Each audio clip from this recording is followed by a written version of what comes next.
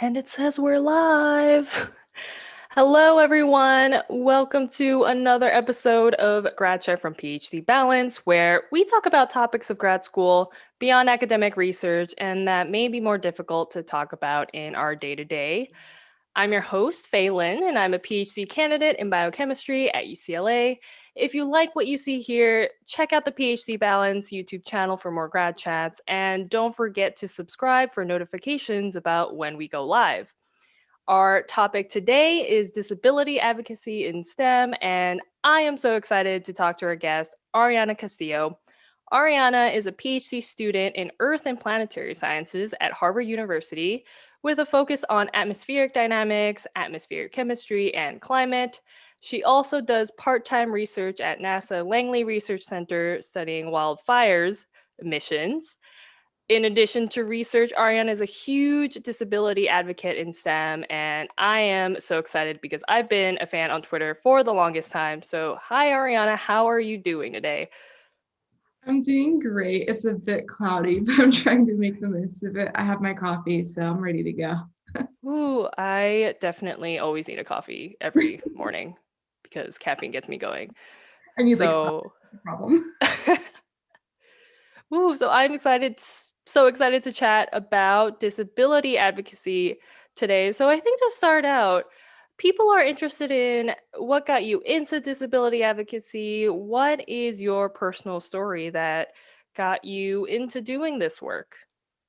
That is a fantastic question. Um, so I guess, where do I start? So I was diagnosed with my disabilities in the middle of undergrad. I have always struggled with mental health since I was a kid. But just growing up in a religious and also in a Latinx household, mental health and mental illness isn't really discussed. And if someone does have a mental illness, you kind of just keep it under the rug. So just a lot of internalized ableism and denial. After my diagnosis, and a huge part of that and my symptoms and why they became so severe was just the culture of STEM in general. Um, you know, working all the time into the late hours of the night. People were very proud of that. I was very proud of, not watching Netflix until like Thanksgiving break or something like that. And so where was I going with this? After my diagnoses, you know, to be clear, I got help because I had to, because I couldn't really function in school without medication. So it took a lot of convincing for me to go and go to the doctor. And so it was, my diagnosis wasn't like an automatic change into advocacy overnight. I had to experience a lot of things to get me to that point. Um, and being sick all the time, I would show up to class just like in tears because like I couldn't afford to miss class, and so people around me knew something was up. um, and my undergrad department, like, they knew something was up, and they were very flexible. Like if I needed an extension on something, or if I had to make an emergency drive back to Austin, Texas, my hometown, to go see the doctor, they were really good about that. But the difference is that they didn't know how to handle the situation. There were a lot of things, like ableist things, that were said, and people feeling the need to insert themselves to tell me what to do with my life and my career when they really had no place to. Um, and it was very lonely, which is why I started going on Twitter and seeking out a community, because I felt very, very alone, like in this dark closet, and I didn't know where the door was. So yeah, just a lot of ableism and elitism, and also just falling under other marginalization umbrellas, just experiencing those things. And I don't ever want anybody else to hear the comments and things I've experienced. And so I was honestly so scared to start speaking out, because I thought there would be consequences, like, oh, what if I don't get my degree? What if I'm blacklisted by my department? And I realized, well, there's other people out there who are struggling, and I want to do something about it. And so I guess that's like the long story short. Sorry, I ramble off a bit. And we can definitely talk more about getting over that fear and that anxiety of speaking out. But once I found that community of other folks speaking out, that helped me immensely. And just finding that community I found was so important. Right. I hear so many layers to this and so many things that I relate to personally as someone who also talks a lot about mental health. And there are these themes of one, how complex it is to seek help, two, there is so much stigma that makes it really complicated to share your experiences or get the help once you finally get the strength or courage to get out there and connect with people and seek that support. So I think one of the questions that you kind of alluded to already is how do you find the courage to speak about your experiences despite stigma? Yeah, so leading up, um, like my mental health got worse after my diagnoses, to the point to where they were life threatening and I couldn't take care of myself and I had to seek physical, like mental help. Um, and that was when I was put into therapy for the first time, almost kind of involuntarily. And I learned about like self advocacy and what is the word? My therapist would use it with me all the time. Being very proactive, I guess, and assertive. There's the word. Um, and I'd never really been assertive before about myself and vocalizing, oh, like this is what I want to happen. Um, and so that kind of fueled it a bit, and then a bit of my experiences. I started small. So I didn't start screaming into the void on Twitter like, academia, there's so much ableism in academia. Like, no, I started small. I started having conversations with other people around me, particularly my classmates. And talking about mental health and how that's important and accessibility and ableism, just little things here and there. And I kind of started building off of that little fire. The fires start out small before they grow. Um, and then, finding that community on disability Twitter and also mental health Twitter on academia, that also fueled that fire. And so it doesn't happen overnight. Baby steps are okay. Like, it's okay if you just move a little bit each week, each month, like it's totally okay. There's no set equation on how to get started. You have to do what's best for you. Like, I don't want you to be stepping out of your comfort zone and feeling anxious about it. Do what's best for you. You have to listen to your body and be like, okay, is this what I want to do right now? Because there's days where I just can't talk about advocacy on Twitter because I'm exhausted. And so that's where that comes in, if that makes sense. So yes, I started small and then I kind of started walking up the stairs a bit more and more and more. Yeah, I love your analogy of it's like growing a fire, adding fuel to a fire, especially when we throw in these communities. Like, I can also relate a lot to how Twitter has become such an amazing community of people to connect over things like mental health that in person I found it difficult to find other people who were willing to talk about this stuff and champion advocacy for this stuff, and also themes of do what's comfortable. Again, this is stuff that it can have a lot of stigma to Yeah. it, and navigating that. And it sounds like, and I speak from my personal experience as well, that when I started talking about it, it also gave me a bit more confidence to keep going as you realize that a lot of people do want to talk about this stuff. So I guess was that your experience as well? Like, how did you, because I'm a big fan of you on Twitter. You are so open and vulnerable and amazing. How how did that courage grow, or where did it come from? Yeah, I think I relate to you a lot whenever you said whenever you started speaking out, your confidence just started to grow and grow and grow and grow. I mean, I can't say based on my personal experience that being vocal and vulnerable has been perfect. Speaking out, I've had to deal with some things from other people, and lots of lessons learned. And yeah, it's just progress is never linear. That's what I always say. Like, I can't always go up and up and up. There's going to be fluctuation, there's going to be variability. And so, I mean, I still struggle with this. Like, oh, am I enough to be vocalizing this, or am I enough for advocacy? And um, it's hard. It's not super simple. So yeah, finding that confidence did take time.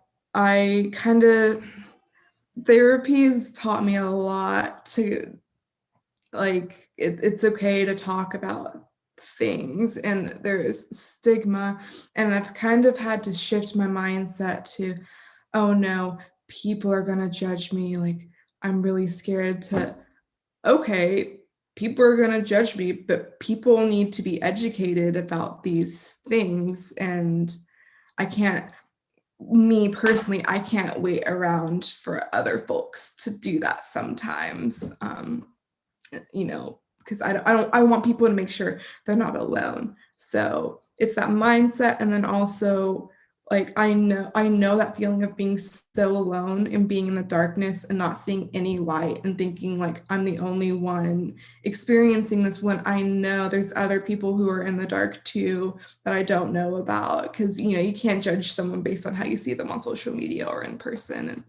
And I think also that just really helped build the fire too, and it helps me have the courage to speak out.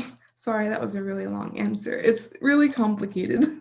It is really complicated, and I completely relate a lot because I think a lot of this passion comes from lived experiences and knowing what it's like to struggle with all of these complicated issues that I'm sure we're going to chat about.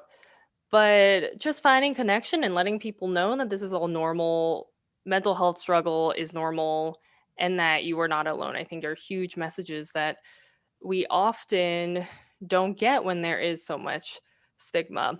So let's see, we have some questions submitted here in the chat. And one question we have here is, what advice would you give to other disabled people who go into disability advocacy? Find the community that is best for you. This took me a long time. There's accounts on Twitter. I think I put it on the story yesterday, that I have found have been just so helpful. There's Disabled in STEM. Alyssa runs that page. She's a friend of mine. Fantastic. Just such a beautiful community there. Disabled in Higher Ed on Twitter is fantastic. I can tweet these pages later after the chat. Just, I've met so many amazing people. I'm trying not to cry because it's just, the disability community is just so diverse. There's just so many wonderful humans that are getting involved in their own ways, that works best for them. And so I've learned a lot because I've gotten involved in these communities. And so I think that's a really great way to start, finding other folks who've started advocacy a bit early on. And I've learned so much from other people too, in the disabled community on Twitter. I think that's a huge thing that I wish I knew earlier. And so, like, I guess that's just me answering, like, oh, if I knew what I wish I knew before. It's just finding that community. I can tweet those pages later so you can find them, but I think that's my main one. Yeah. Yeah.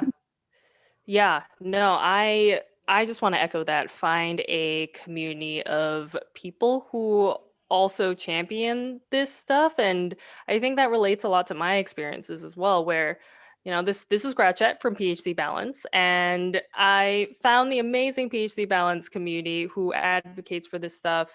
And now apparently I am hosting grad chats like this where I talk to amazing people like Ariana and finding a community of people to get this message across. I think one is at least with helps my own mental health, helps me feel less lonely with things. And it's also incredible to see how far you can go with a community of people. So I just want to echo what Ariana said about finding a community of people if you are interested in doing advocacy. And social media is great.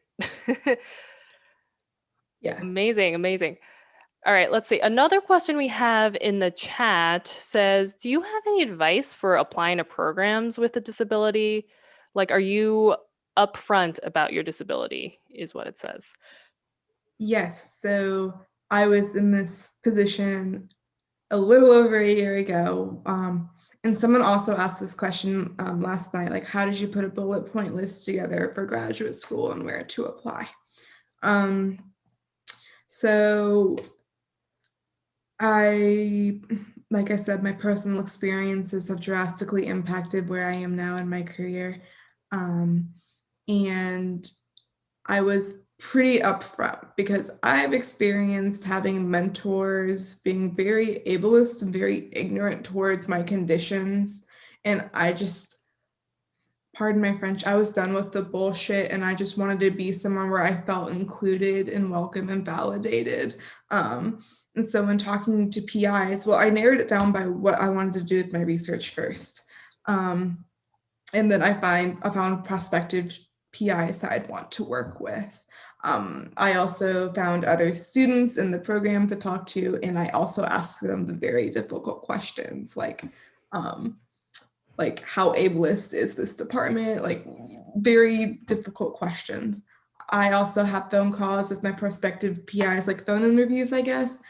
And I guess I almost quote, like I would tell them, hey, I just want to be very upfront and very vulnerable with you. Mental health and disability is something I'm very passionate about. And like I struggle with those things. Well, I struggle with mental health and I have disabilities. And can you just tell me your perspective on that? Like how could you integrate that if I was your graduate student and into my work and into my schedule? How would that work for you? And some of them were kind of thrown off. But PIs need to think about this. Faculty need to think about this because the reality is that academia wasn't built for disabled people and it really sucks. And so I kind of had to put myself out there in those probably uncomfortable situations because I want to be somewhere where I know I can thrive. So I hope that helps. And I've learned like, wow, the PAs I was looking at were really cool. So it gave me some hope for academia in my field. So I think it's good to be upfront because you don't want to be working with someone who won't validate you and encourage you and empathize and be there for you and prioritize your well-being. Yeah, I love it. I think I completely agree that it's important to be transparent about these conversations if you're looking into a potential if it's lab environment to work in. And of course, I also hear themes of being strategic too, because when talking about these things, there's still stigma, there's still people of power who are, when you bring these things up, may unfortunately still look at you differently, which is the most frustrating thing ever. But I think what the themes I'm hearing are be upfront in a strategic way because it's important to know how a lab is going to run if you are going to join the lab. And I love how you mentioned that, some people were taken aback. It sounds like not everyone was as comfortable having these conversations. What were your experiences like? What kind of questions did you ask? And like in those situations where they may have been taken aback, what were those conversations like with potential advisors? I think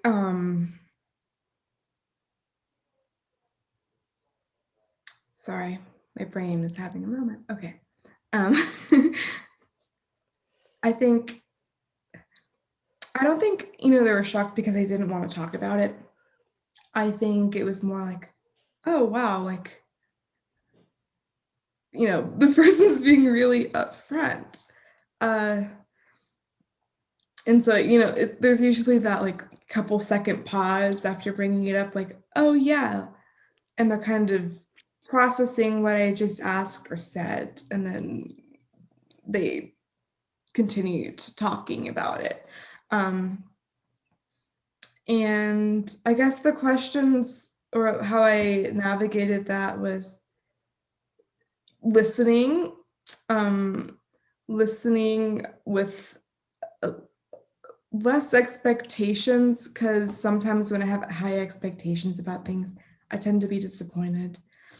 um, and, listening carefully to their answer and how it would affect me if I worked with them. And the thing is, like you said, I was very strategic and I didn't overshare. That's one thing. So I was vulnerable, but not too vulnerable. But I asked specific questions enough to where they're broad applicable to me, to where I wouldn't be giving too much away. Does that make sense? Because stigma is still out there. And so, if they answered my question, I'd be like, okay, like there's days where I just physically, I can't, I can't, I can't. And, how does that work? You know, I also talked about my academic journey wasn't very conventional. When I mentioned earlier that I had to seek medical treatment and I was in an outpatient treatment facility for a while, I had to withdraw from school like my fall semester of my senior year, which meant I had to graduate late. So, talking about that, like, hey, I've struggled in the past, but that doesn't define who I am as a scientist. And, just kind of building off on that conversation. And I kind of had to feel the conversation based on each person I talked to as well. There's, there's people you could be more comfortable talking to about this a bit more in depth than others. And so I kind of had to tread the water carefully. I hope that helped. Sorry, I rambled again, but Yeah. No, I think it's great to hear experiences talking to different people because it does vary. Different people have had maybe a different amount of exposure or experience talking about these topics. And sometimes those conversations won't go as smoothly as you like, or even if people are open about it, sometimes it is a bit awkward or difficult. But I think themes I'm hearing is that it's important to just have open dialogue and be someone who can open those doors in a manner that you're comfortable and in a manner that is strategic given the stigma. And I think we've seen how powerful that can be. I mean, if you don't follow Ariana on Twitter already, do it because she tweets such amazing, vulnerable, impactful things that have evidently made such a difference. So there is so much power in having these difficult conversations. yes. Awkward pauses are okay. That means they're thinking about it and they probably haven't had to think about it in that context before. So like I try to rearrange, like, awkward pauses are good. They're thinking about it. And even if it's just like one conversation, it's a conversation that could lead them to, further educate themselves. So yeah, thank you. Made my heart so full. Woo, woo. All right, let's see. We have more questions here that were submitted from social media. And one of them here says lots of people don't think of mental health conditions as disabilities. How do you deal with those people? There's a lot of stigma. A lot of stigma when it comes to mental health and mental illness. I had a lot of internalized ableism for the longest time. I soaked it in like in my younger years like a sponge. I love my sponge analogy, so I'm going to use it. After my diagnoses and after seeking treatment, I had to basically, and I still have to do this sometimes. It's not perfect. I'm still learning and still growing. I've had to whack that sponge against the wall to get all of that water out. And so I've struggled with not feeling disabled enough, because people are still learning, people are still growing. And this is where a lot of my advocacy and my want to educate people comes in. A lot of people do not realize how mental illness and mental health has an impact on the body. A lot of people, based on my experiences and my conversations with people, think it's like, oh, you're just feeling really sad today. Like, you're just going to cry for a bit and you're just really sad. And I'm like, I don't think you realize that, like, yes, my mental illnesses affect how I feel emotionally and mentally, but it's physically draining. It is physically exhausting. It takes a toll on my body. There are days where my body just can barely move from bed. And I don't think people realize that. A lot of people were so shocked that I was diagnosed with these things and I had to leave school to seek treatment because I smiled and laughed all the time. And I'm like, there's a lot people do not know about mental illness because of stigma. And so if you're struggling with this, because I've struggled with it, I just want you to know, like, you're valid. You belong in the disabled community. Like, the disabled community on Twitter, I'm a part of, welcomes you. I'm a co-founder of a Twitter page where we discuss the intersectionalities between mental health and disability and how they relate to each other. One affects the other and the other affects another. And it's not black and white. Like, there's a huge gray area that really hasn't been discussed before. And so if you've experienced this from other folks, I just want to say I'm sorry. Like, people are still learning and growing. We have a long way to go, but I just want you to know that you're valid. You're not alone when it comes to, like, am I disabled enough? Because I still ask myself this question pretty frequently. But yeah, it's a very valid concern and question to have. And, like, I feel you. I'm here with you. I can't completely understand because we're all our own unique people with our own experiences, but, like, you're not alone in that. Oh, you're muted. Oh no, I'm muted. Hello. Welcome to the 2020 Zoom difficulties. I'm unmuted, I think. But anyway, I was just going to say how you touched upon this great point about this distinction that people make between mental health and physical health and how they're not really seen equally, or that a lot of the stigma comes from the fact that when you do have mental health struggle, people often have their minds wrapped around the stereotypes of what that can look like, or if they don't visibly see what mental health struggle can look like, it becomes harder for people to understand. And I just want to also say that it is mental health struggle can also be a very physical thing, and it doesn't have to look a certain way. So if you are in our audience today, you're struggling with your mental health and you feel like you need to validate that you are struggling, I think a lot of both of our mission, me and Ariana here, want you to know that mental health struggle is real. It's a very normal thing. And I think one of the things that we do want to fight is that it needs to be taken more seriously and less stigmatized, for sure. And with Yeah. that, one of the questions here says, what changes would you like to see that would make things easier for disabled people in STEM? Oh boy, I could write a book about this. Um, okay, I'm trying to organize my thoughts. I think the academic community knows that mental health is an issue.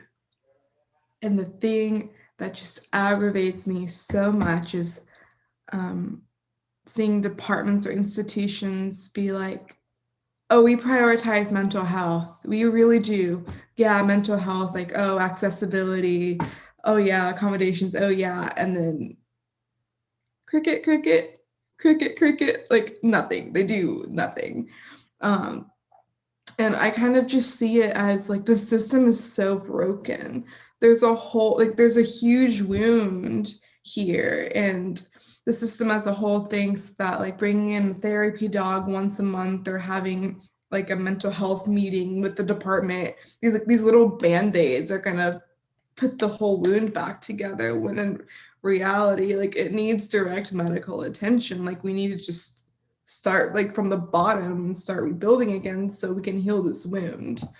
um and I think that's just something that has really stuck with me. Like, yeah, those meetings aren't gonna cut it. The therapy dog or the meditations. This is just my opinion. Sorry.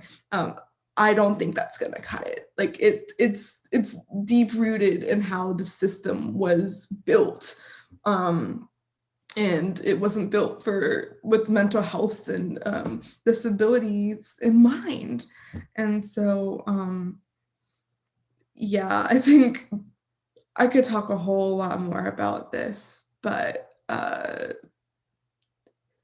yeah, I um it's a lot. Like, there's I don't even know where to start with what there is to be done. And that's why I'm just so thankful for my communities, because there's been moments where I feel like, oh, am I doing this alone? Like, I can't do this by myself. But like I said, the importance of community is so great, because there's other folks around you who are passionate about these things. And also, like, not having friends who are as passionate about these things for a while and then finding those communities made me realize, like, there's a movement going on. Like, once you step in those communities and meet those amazing people who are fighting right beside you, that, like, this is a movement. We're all in this together.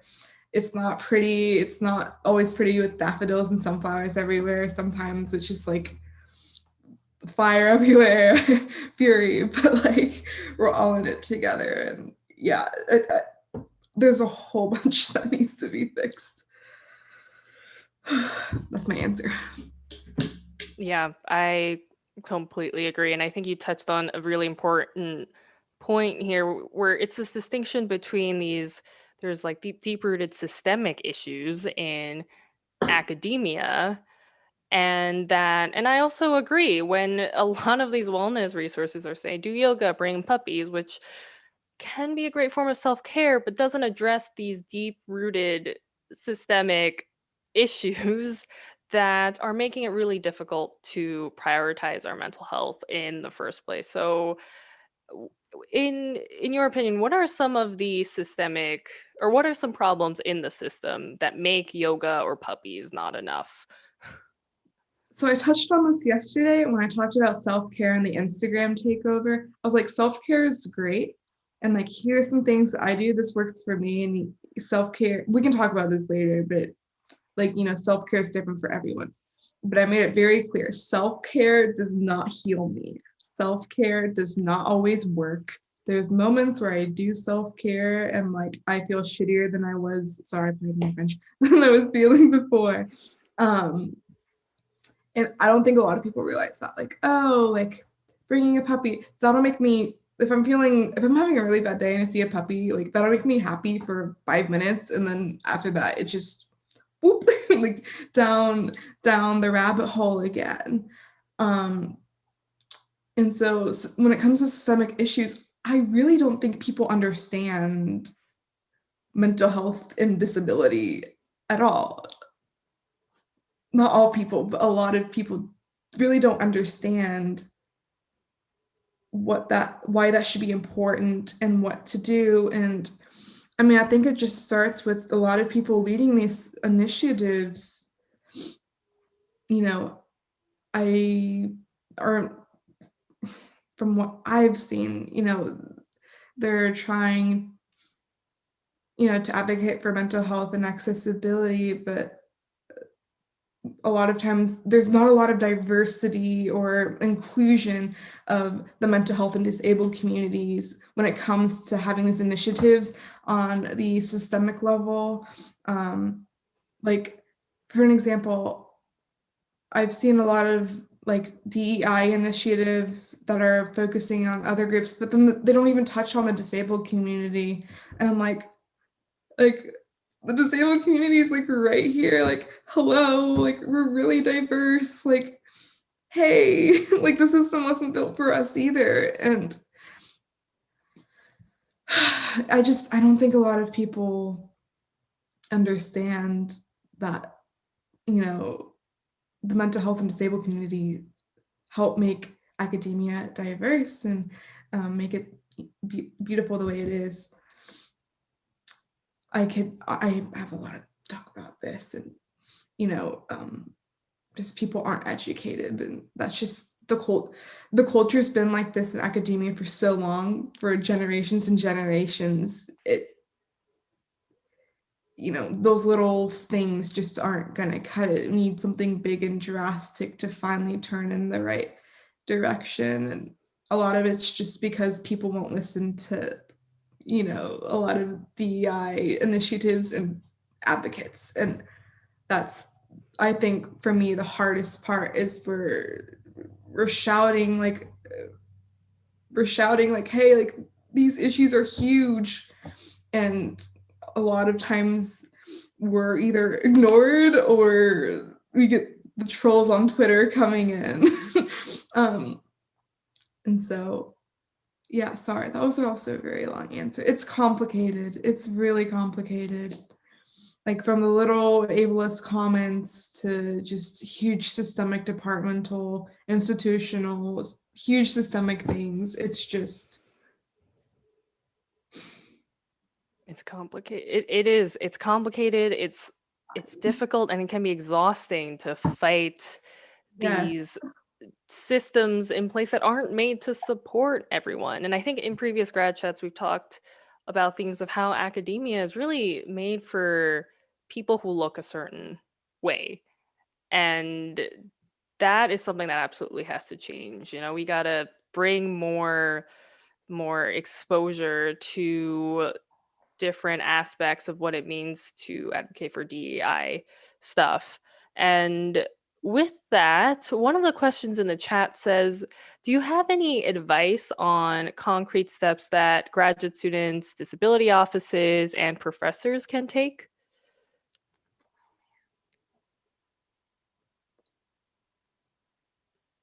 Listen to the community. Don't speak over, like, yeah, that was the question, like how like offices and like professors and faculty, like, can you ask the question again? Sorry, I want to make sure I'm answering it correctly. Yeah, it sounds like what advice can either you can be a grad student, you can be disability office or professors. What can anyone interested in engaging with this advocacy, what steps can they take? So like, okay, I can answer it from like two perspectives. Allies, I'll start with allies. Listen to our communities. Don't speak over us. Amplify us. Very short, very sweet. Like, please do not speak over our community. That's basically just like what I'm asking. Just please amplify us. Like, thank you. And then, gosh, the other end, I guess those who are in the community and are either pursuing or considering academia or in academia. I think I just want to iterate, like, advocacy isn't our job 24/7. Like, we are not getting paid to do advocacy most of the time. I've been doing this for a while, and I am just now in some context being compensated for my advocacy. And like, I'm still like it's not our job, okay? Like, so it's okay to take a step back and take care of yourself. Like, I've had to tell myself this, and I still struggle with this, and I still have to remind myself this, but like, advocacy isn't our job. Like, it's okay to just take a step back, take care of yourself, and do what you need to do. And I hope that answers the question. Like, like I said, finding that community is so important, but like, I don't want you to feel, and I still struggle with this too, to feel burdened to constantly just be fanning the fire to keep it going. Like, it's okay to rest. It's not our job. It should not have to be this way. Like, we shouldn't even be having to do this in the first place, but the system is just so broken that we have to. And I'm sorry that the system is failing all of us, and sometimes it sucks, but yeah, like, it's not our job, and it's okay to just take a step back a bit. Does that answer the question? I kind of tried to answer it in both ends. Yeah, I think you brought together two really important points. One, listen to the people who are voicing their experiences and advocating for this stuff. And two, if you're trying to be an ally, be mindful that it is an extra burden ultimately for people to bring up or advocate for these things and oftentimes be unpaid for it and uncompensated for it. So the two things I'm hearing are listen if people share their story, and two, educate yourself and don't, burden others to do that work for you. And I think those are super important key takeaways. Let's see, we are running out of time for this grad chat, but Ariana, if there's anything else you want to say that we didn't bring up yet during our chat, anything that comes to mind that you want to share with our audience? Um, you know, things may look great on paper, right? But that's not always the entire story. And so I hope from today that you've learned that, you know, everyone's different in their own beautiful and unique way, and that you've learned something about the importance of mental health and disability advocacy in academia. Um, to all of my friends who are not part of the disabled community, who aren't struggling with their mental health right now, I just want to reiterate that, like, although you're not experiencing these things right now, to remind you that the system's really broken and disproportionately affecting a lot of marginalized groups of people. And so, like, thank you for being here to educate yourself. That's awesome. But like, I just also want to remind people of that, and to be mindful of these communities and to listen, to educate yourself, to amplify these voices. And this is such a privilege. Thank you so much for inviting me to be out here today. It was so great to talk about advocacy with mental health and disability and STEM. I'm so glad to be here. Thank you. I love it. This was awesome. And thank you again, Ariana, for being with us today. I think we touched upon so many great topics when it comes to disability advocacy in STEM. So, this has been Grad Chat from PhD Balance, and we go live every Saturday, 12 p.m. Pacific, 3 p.m. Eastern. So, if you enjoyed our conversation today, subscribe to our YouTube channel to get notifications about when we go live. So, thank you again, Ariana, for being our guest today and being so amazing and rollable and just keep powering through all that amazing advocacy that you do. Thank you. It was so fun. Bye, guys. Bye, everyone. Make sure to tune in next time.